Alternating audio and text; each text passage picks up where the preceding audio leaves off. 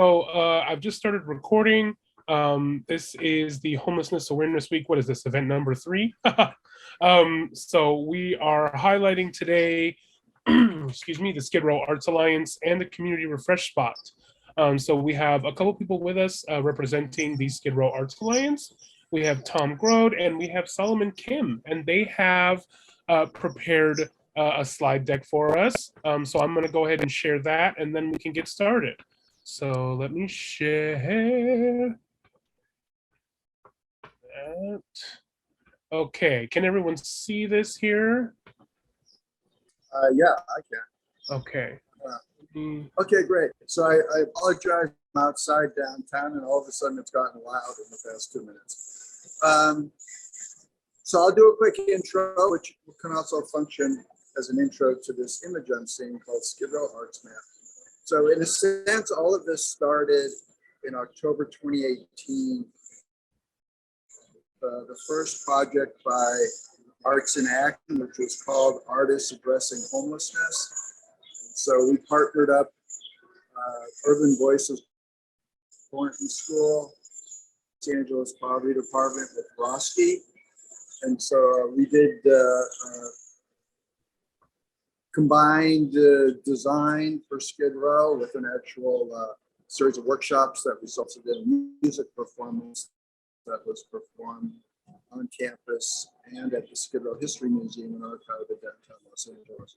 So that was October 2018. Obviously built a lot of relationships, and the momentum out of those relationships continued as part of creating the Skid Row Arts Map. And during this time of relationship building, several of the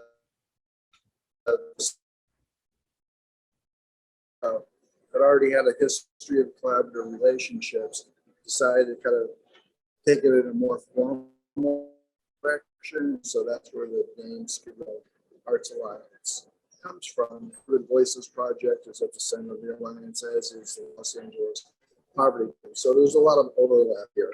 So I know what the Skid Row Arts Map is, so let's see what the slide deck says about it. All right. Let me know if you need me to skip slides or anything like that, okay? And can everyone see it right now? Can everyone see the slides? I just want to make sure. Yeah, I don't know. Yeah. Okay.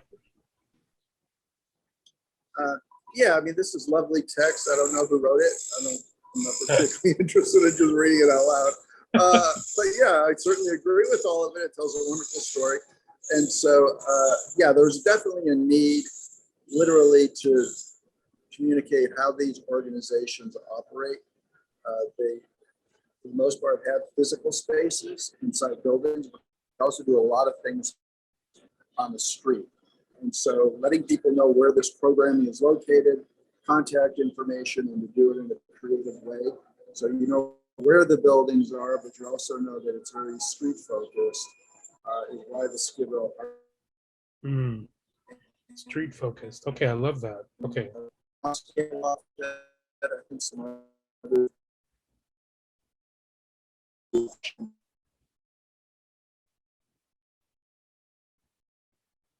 Tom is breaking up a little bit. Yeah.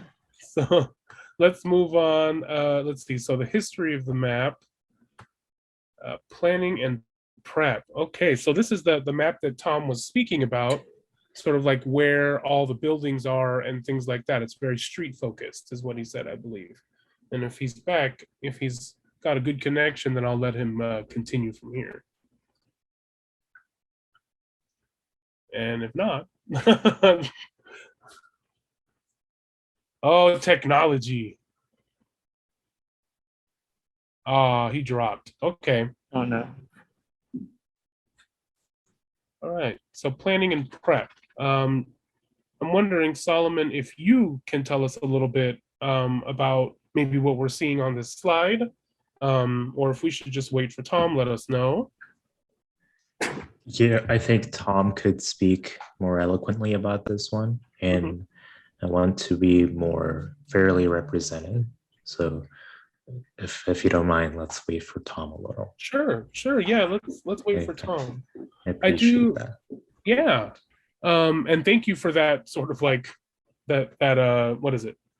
you want to. I like that your goal is to make sure that they're represented properly. And I'm moving through slides here like a ridiculous person. Okay. So but even just looking at this map here, I love this. I'm sorry, on camera it's probably going to look like I've got my face all in there, but or maybe not because I'm sharing. But I like looking at this. So Pratik and I, which we'll talk about in a little bit, stopped by like the community refresh spot, and so that is part of the Skid Row Arts Alliance, or I'm not sure, but I didn't know that there were all these sort of like locations. This is news to me, so I love that we're able to get to see what this looks like.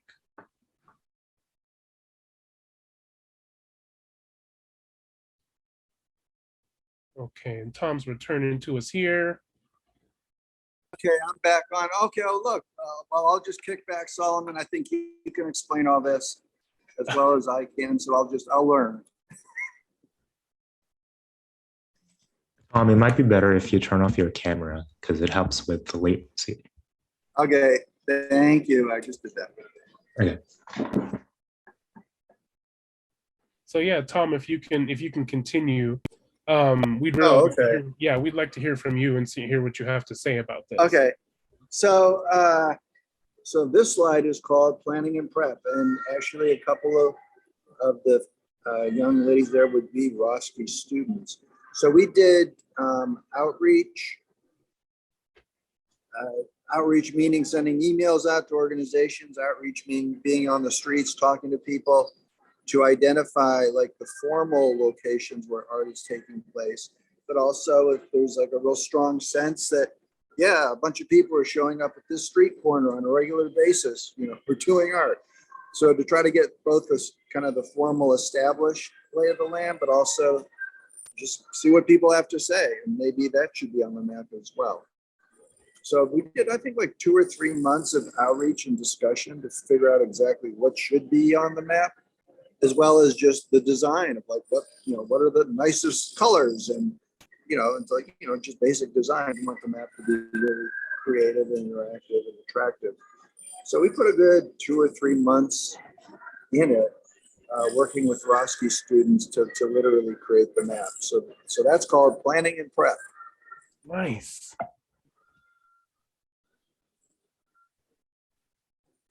Okay, and the Skid Row Busk-Fest for the Arts also came out of the relationships that were developed at USC. And actually on the right-hand side, it's part of our community outreach. So people are like, even like checking like, yeah, this is a great organization, or yeah, I know there's art stuff that happens on this street, so this street should be in the map type thing. So that's actually part of our outreach for the map.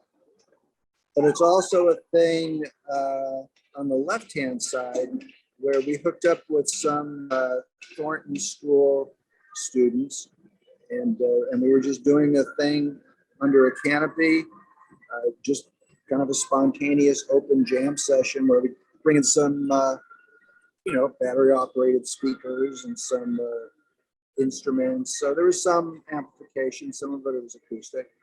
And basically we would just start jamming on the street, and folks would walk by, and and it was very open, really kind of an open mic. There was a little bit of advanced word of what we were going to do just to make sure it wasn't 100% open mic, but it was mainly open mic. And if someone walking by and Leov or somebody would call out, hey, do you have a song you want to sing? And they might say, well, yeah, I love such and such a song. And Leov, he's like really gifted. It's like, okay. And he'll just like pull the chords up on his phone and just start playing the song, no matter how obscure it is. And we'd give them the microphone and they'd start singing, and musicians would just start maybe doing some improv with them. There'd be some background singers, but it was like really kind of an impromptu concert for the person walking by who wants to do it. We had a bunch of like really profound circumstances, because there's a fair number of people in Skid Row who have an arts background, maybe even on a professional level, or maybe they just love singing or love drawing. And then the circumstances in their life took a turn for the worse. And oftentimes when you have like super stressful circumstances or trauma of some sort, it can shut you down creatively. Mm. So to just kind of create this impromptu creative experience for people to step into, to whatever extent they want to step into. I mean, we've had people say, it's like, I've had writer's block for 10 years. You just removed my writer's block. So it just like really, kind of electrifies creativity that might be dormant in the person. And so it's like, I mean, people have come by and have like genuinely life-changing experiences. Oh, that sounds amazing. And so how often does something like the Busk-Fest happen? Like, is that sort of like a regular thing? Is it a big event that happens? Like, what does that look like? It looks like everybody's saying it should happen monthly, but then it doesn't. So the vision is to do it monthly. I would say it happens maybe every 2 to 2.5 months. Okay. We just did it like last week and it was incredible. It's like, yeah, we've got to do this monthly. So we'll see if it happens next month. Oh, that's fantastic. Okay. And how can people, I mean, maybe this might be a larger question at the end, but I'd like us to think about like, how can we sort of let people know about this sort of thing if it's something where people, should come, or maybe they can come to sort of check it out, maybe get involved. So yeah, that's something I definitely want to let people know who are watching now and in the future about this, because this is something. I live near Skid Row and I had no idea. Not near Skid Row, I live near downtown, but I had no idea that this sort of like street focused activities were happening, and this is great. Yeah, so the Busk-Fest started, like I say, it grew out of the relationships that were created through arts and action. And so it was like, I mean, there's like some grant money, it was, from USC. So, when there's grant money, of course, it's going to be once a month because, we're being paid. So once that kind of fizzles out, then it's sort of like, well, when do people want to do it? But it's so wonderful. It's like the only reason it doesn't happen more often is there's so much other stuff going on. Makes sense. Okay. The map. The map. Maps have arrived. We did it! Exclamation point. Yeah, months and months of work went into it, and it's a collaboration between Skid Row.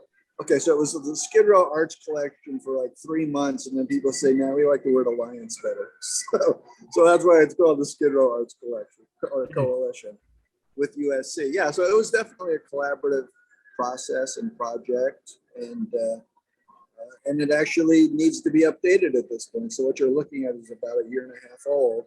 So yeah, at some point we've got to update it. But I mean, people love it. It's, I think, the first Skid Row arts map in history. Oh, that's awesome. So is this what this is what it looks like inside, I guess? This is what it looks like inside. I guess the coalition changed to an alliance just at the right point of getting it printed. Yeah, so I would say the Skid Row Coffee, which is not an arts organization, would no longer be considered part of the alliance, and then another one called Creative Eye, which is visual art, is part of it. So, but the rest, LAPD, Urban Voices Project, Street Symphony, Piece by Piece, they've been in it all along. And LAPD is the Los Angeles Poverty Department, right? Like, I think people hear LAPD and they think police. So I just want to make that clear that it's the Los Angeles. Well, it's the first arts organization in Skid Row. It got founded about 35 years ago, and literally called LAPD just to mess up with people. So it's very intentional. What? LAPD? Well, it's the other LAPD. Yeah, that was very intentional. Nice. Oh, events. Okay, so this is sort of what I was asking about, is how would we know when things are happening? So okay. So here's the reason why it needs to be updated. So this list was put, I mean, I'm looking at all these and they all take place. Of course, now this happened just before COVID. So, all of these things to a certain extent, like this year, some of these things are now coming back officially for the first time. Some of these things took on a Zoom dynamic. And then there's probably like 2 or 3 other brand new things that have happened over the past couple of years that should be added to it. Yeah. Ooh, and these are And then weekly. weekly, yes. Just the same thing. Some of these aren't happening right now. New things are happening. Some things switched over to Zoom. Some things didn't switch over to Zoom. So again, I'm looking at so this was life prior to COVID. Right. Yeah. And I imagine that it's been challenging to adapt, to COVID, especially with all of these very open events, it seems like. Well, so I imagine one of these slides is going to talk about the arts care packages as well as the arts zine, which is what happened because of COVID. So this happened just before COVID. And my guess is in the next slide or two, we're going to get into what the Arts Alliance created literally in response to how COVID shut down so much of this stuff. So we're going to look at all these people sitting next to each other without masks. So okay, so how do you keep the community connected now that everything's being shut down because of COVID? And so we came up with a few things that were literally responses to COVID. And at some point, Solomon needs to jump in too.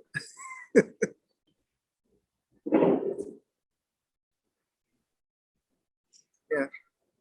Okay, here's the arts map. Okay, so here's the things that were highlighted through a community input process.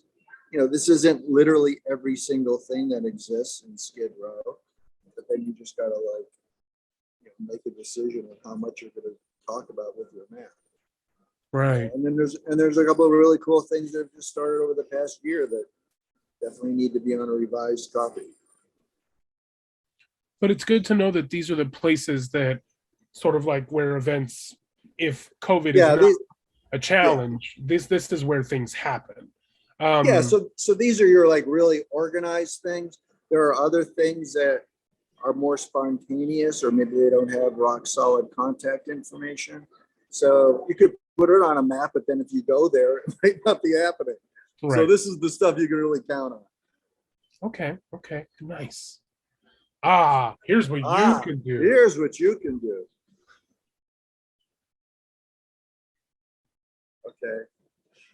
Okay, so we talked a little bit about the LA. So you're going to get all the logos. Okay, well, here's something LAPD did. So what was this? This was a show at the Red Cat in downtown about public safety using live performances as if you were at the Festival for All Skid Row Artists, which is a major cultural event that happens every year. And then you can actually see okay, well, this is interesting. So what you're looking at, which is a huge canopy that's positioned so you're staring at it so that it's not over you, because it's like you're a theater audience looking at this. Well, the huge canopy is one of the things Roski designed as part of Artists Addressing Homelessness. Oh, that's an obscure fact. So this was a theater piece that we did as if you were at the festival, but all the skits or the songs had something to do with how do you create public safety in Skid Row. So this was actually a huge success. We did it, I think, 3 nights at Red Cat, and it was packed out every night. Again, this is before COVID. So this is about, I think 2018 is when this happened. Nice. And that's the Festival for All Skid Row Artists. Okay. Nice slide deck, whoever put this together. And that is the archive in the Skid Row History Museum and Archive. That is Henry, our main archivist, being on the computer because archivists do all of it. Okay. And so what, an archive, what will we find in here? I mean, this is. Look, you would get a very in-depth history of Skid Row going back 50 years. And then Skid Row actually goes back to the late 1800s. So you would get some of that going back to the late 1800s. But in terms of modern Skid Row, going back about 50 years. So you would get tons of interviews, tons of LA Times articles, digitized. You get, things coming out of City Hall that have to do with homelessness in downtown and Skid Row. So, it's really if you want to understand Skid Row and the history and the politics, this is the research place to go. I mean, there's nothing in the city that even remotely comes close to this. That's amazing. Okay, yeah, because there is a rich history of Skid Row that I think that maybe many people don't know about. And so I think that that's a really good opportunity. I think I've attended other events where Skid Row Arts Alliance was involved, and I learned a lot about what was the history of Skid Row, the history of downtown, and how it's changed, and sort of what the evolution has looked like. So that's a really interesting place to know about. Yeah, Cool. so it was about 2 or 3 years ago that we realized how important it was to really professionally put an archive together. So they got grant money. So Henry and there's 1 or 2 other part-time or full-time archivists, and we get interns from USC or UCLA. So it's really intense in the sense of there's so much material, and to really pull it together. I mean, it's like a mini research library. Love that. We have one of our, is it a street festival here? What are we looking at? This would be one of Walk the Talk. So, okay, so this is going to be my ending, a big shout out invitation for Walk the Talk, which is May 28th. Happens every 2 years. It's a community parade throughout Skid Row where several people end up honored. And so, I mean, people around the world actually study this thing. This is actually in that niche of like community archiving, community development. This is like considered like the gold standard. So we go through a process every 2 years of selecting 8 people to honor just because of the quality of their work in Skid Row, especially at the street level.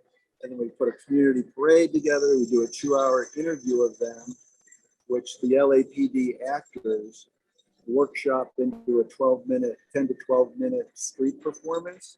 And so we parade from location to location that the people who are honored pick as like, yeah, so the person you're looking at right now is Andy Bales, who's the head of Union Rescue Mission. So we went in front of Union Rescue Mission to do a 10-minute street theater presentation of his 2-hour in-depth interview.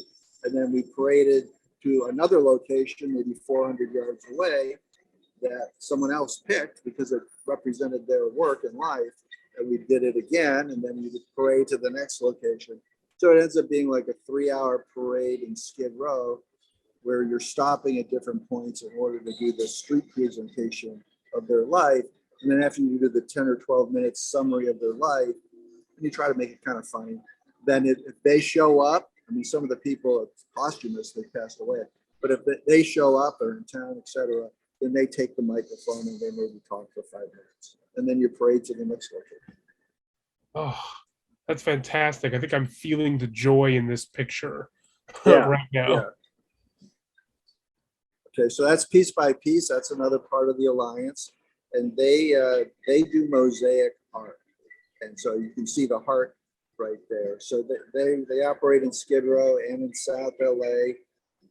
Incredibly good nonprofit.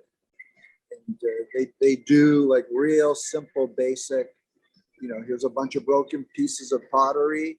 Like they're actually known for hearts. So they'll give you like a thin wood heart, a bunch of broken pottery, glue, and, you know, create your own heart. And of course, it's all like a metaphor of brokenness being pieced back together, people's lives, stuff like that. But then they'll get like some major contracts, like LA County or someplace like that, where they'll do like a huge mural, like maybe in the lobby or whatever. So then they'll bring in folks, you know, a fair number of them will be homeless, and then, you know, give them a stipend to be one of the artists creating this mosaic. So, I mean, the work they do is like really off the charts. And here's what I just described. Yes. Yes. Oh, that's beautiful. That's beautiful. Oh, I love that. Wow. Okay, just let everyone get a look at that for a little bit. So that's, I think shortly before this, Solomon and I were speaking for a little bit, And I think that he mentioned that it's a great coping mechanism, a lot of these activities and a lot of what the Arts Alliance. Oh yeah, yeah. And I think I see that. I think the being able to put your energy into something and create, right? To create, to express, to do all of those things. That's got to be incredibly coping, and I hope healing in some cases. Yeah, that's really kind of the emphasis on it, is the healing. So one reason it's so powerful, it's a wonderful combination of you needing to do something, and you see the fruit of your labors. So it opens up your creativity because you make a lot of the little choices, but at the same time, it's already designed. So you kind of know what you're going for, even though you make a lot of the little creative choices as to eventually what it's going to look like. And then you can see here it's teamwork.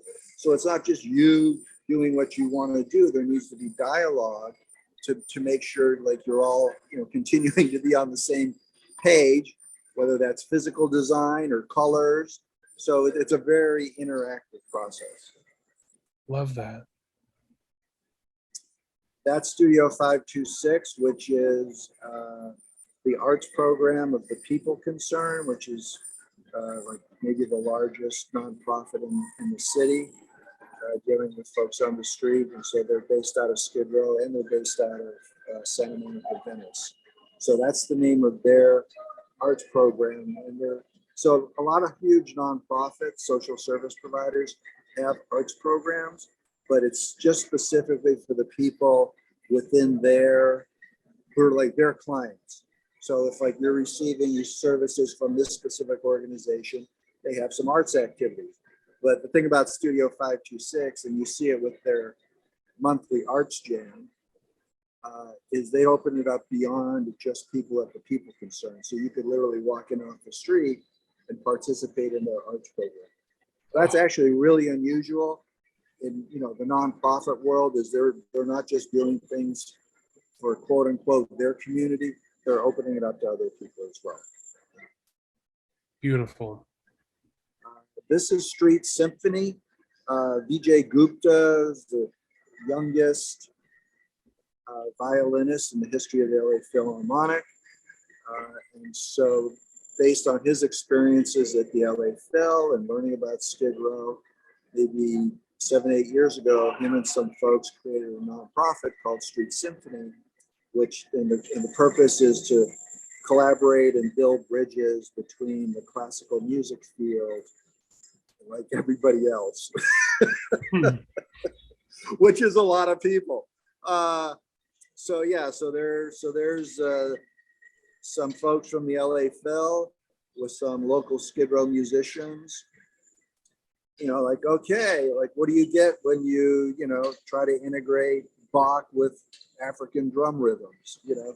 So it's extremely creative and collaborative, and yeah, that's what it's all about. It's about finding common cause through music and bringing cultures together that normally aren't brought together unless you're very deliberate about it. Mm. Ooh, Urban Voices. And Urban Voices Project. Okay, so they were part of Artists Addressing Homelessness, a community choir of Skid Row.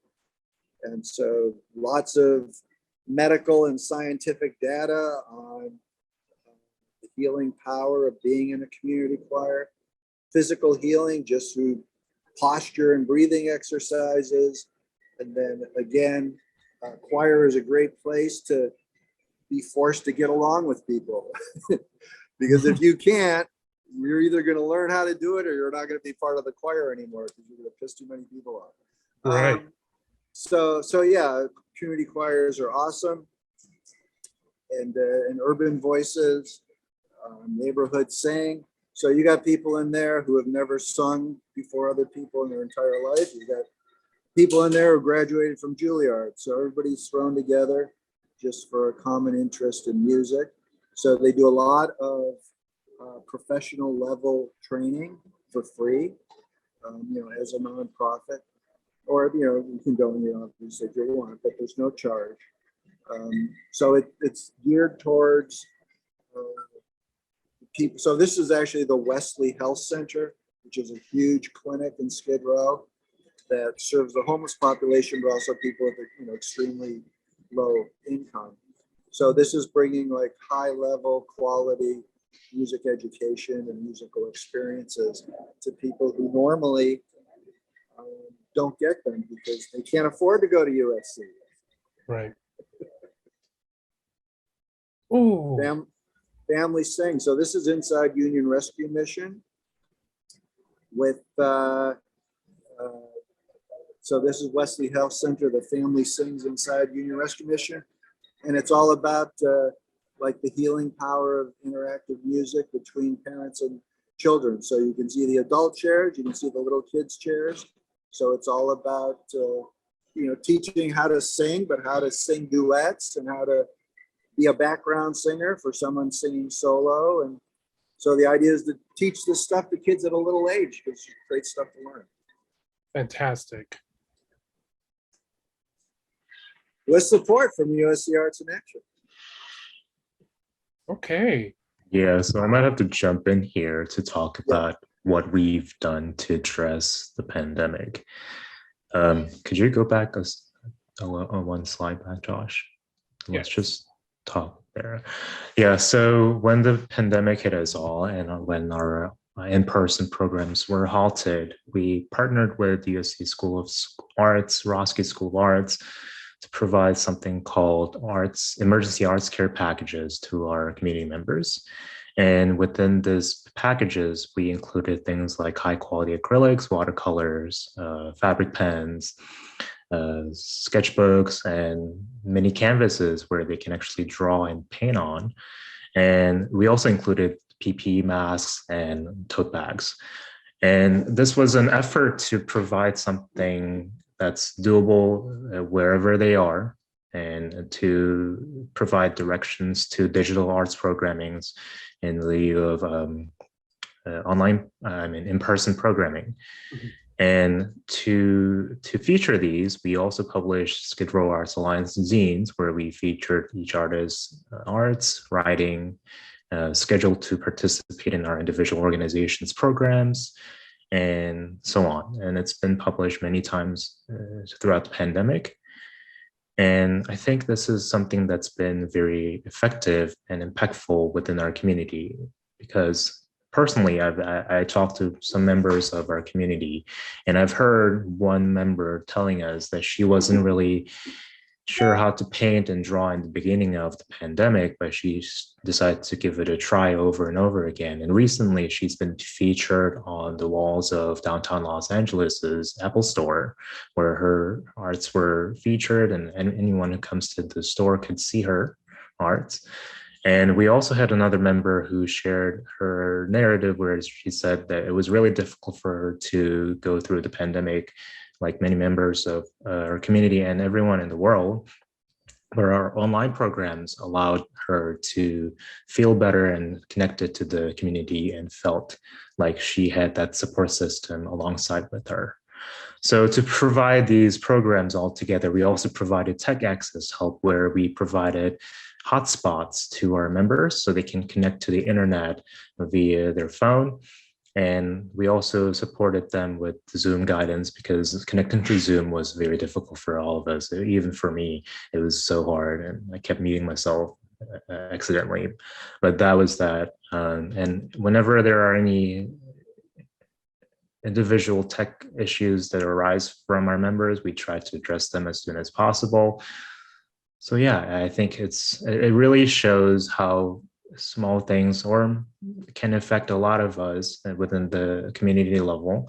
And really, I started at this organization as a volunteer, but I think it really shows how much effect that volunteering can bring. And I think a lot of new volunteers should come through. And this is a very welcoming organization. There are wonderful people within this organization. Honestly, the best people, the most wholesome and genuine and heartwarming people that I've met are from here and within this community. And I really want a lot of you to join us and experience what I've experienced in the past. Wow. Okay. Thank you so much, Tom and Solomon. Thank you so much. I think one of the things I want to know is, so you talked about volunteering just now. How do people do that? How do people become volunteers, and what do they do? Who do they contact? How can we give people that information? I would say, I mean, I don't know. I mean, do you want me to literally say an email right now, or should I just send you a follow-up email address? You can send us a follow-up. Okay. Maybe if you tell people to get in touch with us, we can direct them. Yes, thank you. That's the perfect way to do it. So I'm not sure exactly what we want to do. Sure, of course. I will say, so the huge event coming up is the Walk the Talk, May 28th. It'll be the first time in 4 years it's happened because of COVID. So that's a situation where, you know, it's not possible to have too many volunteers. With a lot of things, it depends on the event. It's possible to have too many volunteers where it just it's like trying to figure out what to do with the volunteers is where your time goes, rather than doing what it is you're actually supposed to be doing. But Walk the Talk is, I mean, it's also a wonderful thing just to experience. So you don't have to be an official volunteer. But if someone wants to like literally help out in a specific way, then Walk the Talk's the perfect thing. Great. Okay, thank you. Yeah, so anyone who's interested in volunteering, reach out to the Trojan Homelessness Response. We have a Twitter, we have an Instagram. Our Twitter is THResponse. Our Instagram is Trojan Homelessness Response. And we have an email, trojanresponse.homelessness@gmail.com. So reach out to us. We'll get you directed over to the Skid Row Arts Alliance and for volunteer opportunities. And then the last thing, Pratik is going to talk a little bit. We actually visited the Community Refresh Spot last week. We learned a lot about what they were doing there. We know that people can go there to get like sort of basic needs met. And also to be able to just, I like the refresh idea because there was some shade from the sun, there's water and lots of other stuff. So Pratik, did you want to take it from here on this one? Yeah, I can definitely take it. I know I just messaged you about it, but yeah, I might have to leave in like a few minutes, but I can get through all the slides that I can. Cool. You can take over there. Yeah. Okay, so I guess we can start with the refresh spot. Yeah, it was definitely an enlightening experience.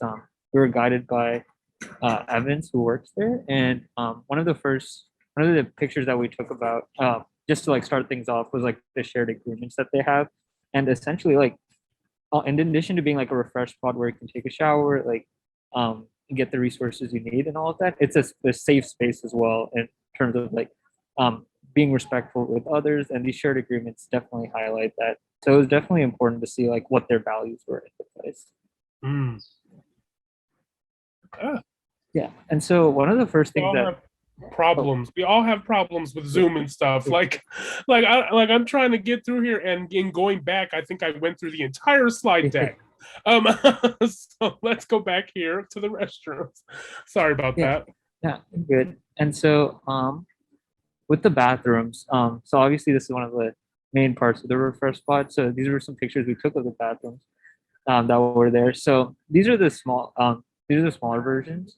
But as you can see, they're as we were told, they're always cleaned after someone uses them, and they're kept they're like maintained to be clean. Sorry if there's any like background noise outside right now, but that's okay.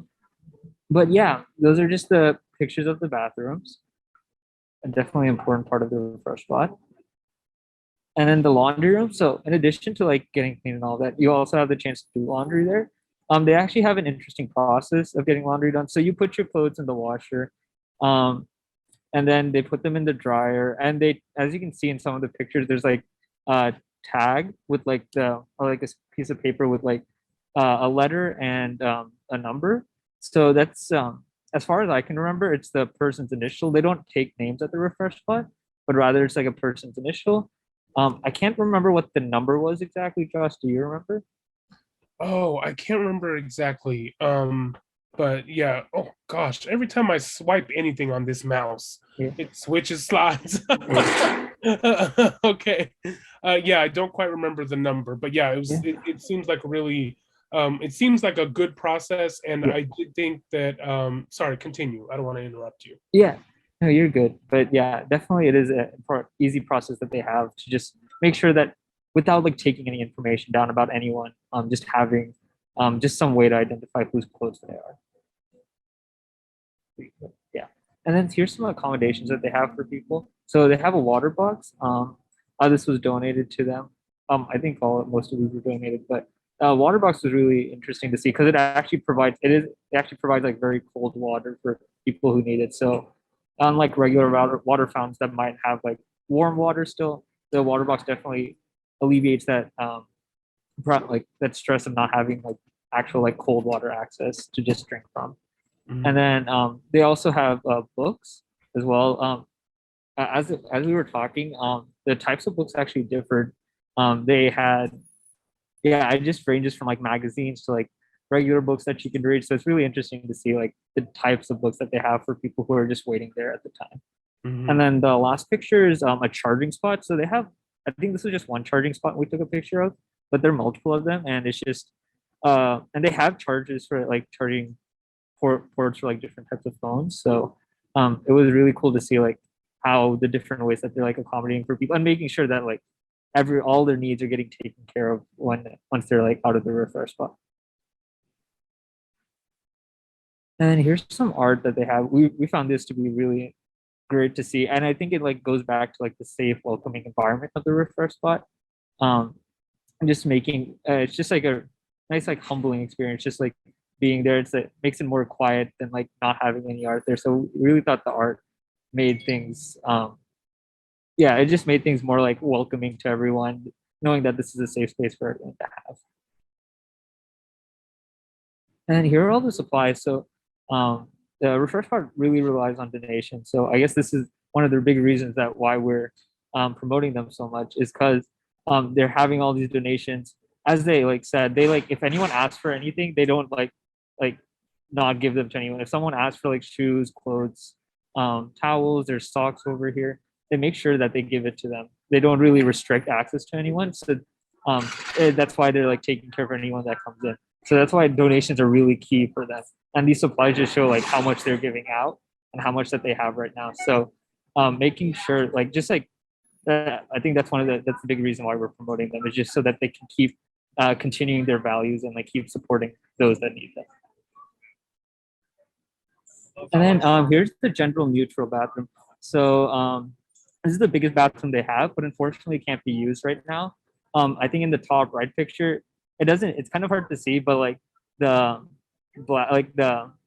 before you get into the shower, that like you have to like the area right before you get into the shower, if you step there, it can't handle that much pressure, and it like someone might it might break and someone might fall. So that's why they're not letting anyone go into the gender neutral bathroom just yet.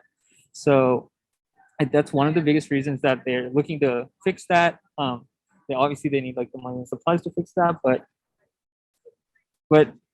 so there are still improvements that like the refresh spot is looking to like improve on and develop. So making sure to like get their needs out is really important. Yeah, and thank you for that. And I think it's important to notice, like when we were there with Evans, he was telling us about all of the planned improvements, because a lot of this is great, but I think that we want to make sure, and the refresh spot wants to make sure that it's not just a couple of cool things for the people that are using the space and the services, but that they're taken care of like comprehensively, right? And so like they want to cover the entire space instead of just having these sort of like these coverings here, these like canopy type tent type things. They want to cover the entire space, because when it rains, it could be an issue, right? One thing that Evans mentioned is that they don't have men's underwear. So like being able to just like buy a bunch of men's underwear and taking it over there, that's a big thing that we can do to help support this and to help to support the sustainability of the refresh spot. I think one other thing is that this water box was actually, that's by Jaden Smith, Will Smith's son. And so he donated that to this area. And it's a really cool thing. Like Pratik said, we felt the water, it was really cool to the touch. And it's just hooked up to a hose, and it's clean and it's beautiful, and they get the filters changed regularly, and it's really great. So I think because we're about to wrap up here, did I stop sharing? Let me see. Yeah. Okay, here we go. So just to wrap up here, there's a lot of like volunteer and donation opportunities from all the stuff that we talked about today. Definitely reach out to us. Reach out to Trojan Homelessness Response. We will get you in the right direction. I know one of the things that we're going to do, Evans, who showed us around the Refresh Spot, is actually going to be one of our discussion panelists for tomorrow. And we are very fair. We want to respect people's time. So we were actually going to offer him a little bit of compensation, but he rejected. And he said to use it instead to go buy some men's underwear that we could give to the Refresh Spot. So that's something we're going to do. And I hope that anybody watching this in the future will understand that, you know, just having those basic things is really important for people. You know, like toothbrushes, like, you know, I don't know, hairbrushes, towels. They use a lot of towels there. And they have some of that provided for them by companies like Cintas and stuff like that. But just those everyday basic things that maybe we don't think about, like they need those things there. So yeah, so Tom had to go already, but Solomon's here still with us. And I think we're gonna wrap up here just to respect everyone's time. Pratik has class. So we all got things to do, but I just wanna thank everyone for tuning in. And I wanna thank the both of you for being here and collaborating with us, and Tom too, because we couldn't make these highlights. We couldn't get the information out. We couldn't help y'all be sustainable without your collaboration here. And that's what our goal is we wanna show people why this matters, how it matters, and what they can do to help it keep going. So if anybody has anything else, I'd welcome you to sort of just like close up. I didn't really have anything else. I think, yeah, definitely these talks were great and really important, just highlighting the different initiatives and like the diverse set of initiatives that we have to help those that are experiencing homelessness or just like, yeah, having trouble in general in terms of like socio-demographic factors. So yeah. But with that, I think I have to leave for my class as well right now. Yeah. So I'll Please take do. off. Yeah. Okay, thank you, Pratik. Thank you so much. And thank you, Solomon. I really appreciate you being here. And if you have anything that you'd like to follow up with us about, please reach out to me. And I'd love to continue any kind of partnership between the Arts Alliance and USC from my perspective. Whatever I can do to help with that and the Alliance, I'm more than happy. And so hopefully the people that are watching, once this gets uploaded to our YouTube channel, will feel the same.